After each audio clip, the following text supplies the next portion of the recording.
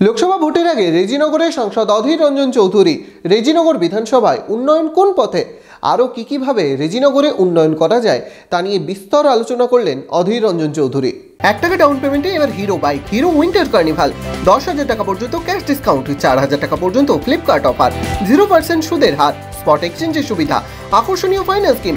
আজই আসুন Hero golden motors private limited, golden auto মার্টে, এখন বহরমপুর 55 তলা ও রঘুনাথগঞ্জে।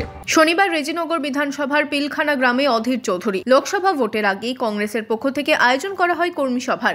সেখানেই উপস্থিত ছিলেন কংগ্রেসের অন্যান্য কর্মীরাও।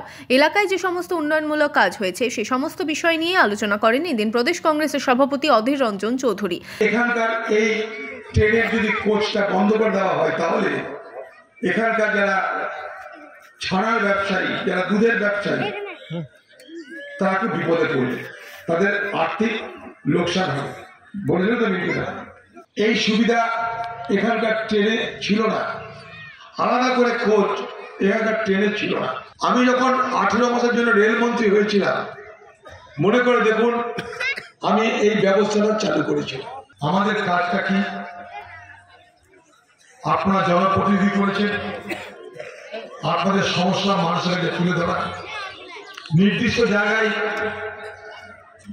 সরকারের কাছে বা যেখানে যেখানে আপনাদের কথা তুলে ধরলে কাজ হতে পারে, নিরলস পরিশ্রম করে সেই সমস্ত কাজ আপনাদের জন্য আদায় করে নিয়ে আসা, এটা আমার দায়িত্বের মধ্যে।